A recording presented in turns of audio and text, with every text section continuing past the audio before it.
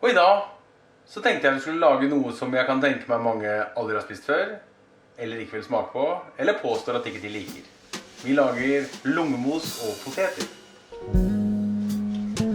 Og det vi trenger er jo da selvfølgelig superenkelt. Det er gulrøtter, poteter, lungemos. Vi bruker den fra Gilde, synes jeg er god. Og så skal jeg ha litt gressløk på, for den er blitt fin ute nå. Så den er ute i hagen. Så bra, da begynner jeg bare med å skrelle noen poteter og litt sånn. Kjører vi på.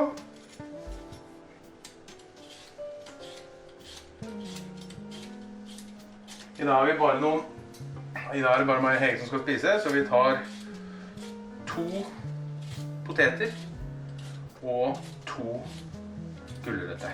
Det er godt. Så bare koker vi det. Good old fashion cooking. Og alt i samme kjelen. Og koker det bare.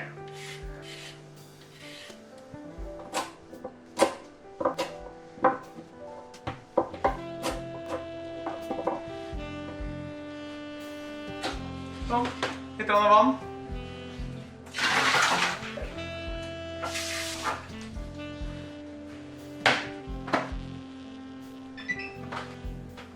Og da litt godt med salt i.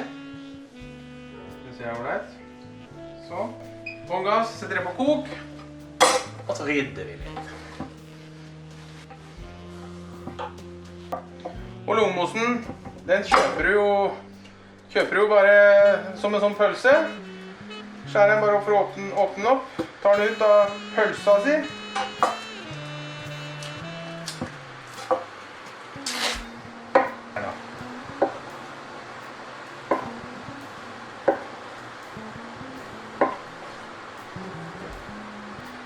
Så setter jeg den bare på svak varme, litt olje. Eller kanskje ikke jeg trenger olje. Vi prøver uten olje, vi tenker jeg, så ser vi hva som skjer.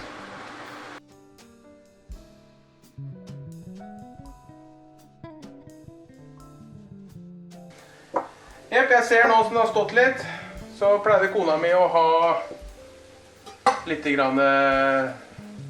olje i, men jeg tar litt smør i stedet, så tenker jeg det blir jæklig godt. En liten klikk med smør.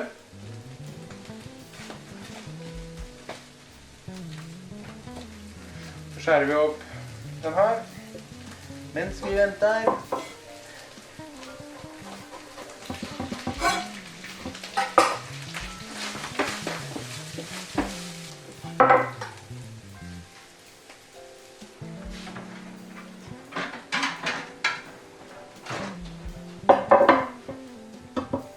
Da slår vi alltingen, så heller vi av vannet på poteten og gulrøttene.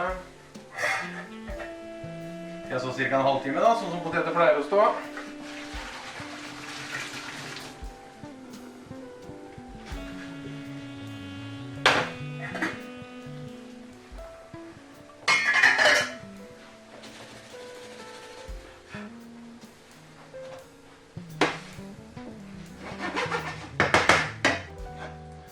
Så da, den var varm.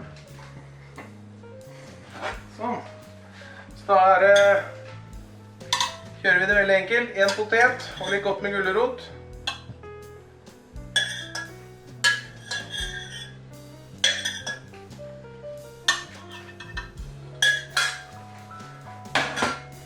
Og halvparten av lungemosen. Og vær så snill nå da. Hvis du aldri har smakt det her før, prøv. Det er for det første grisebillig. Det koster, når de her er på tilbud, så koster de 10 kroner for en sånn en. Holder til 2. Så ser du lett her. Det er bare å la det stå og pusle for seg selv. Ta cirka halvparten.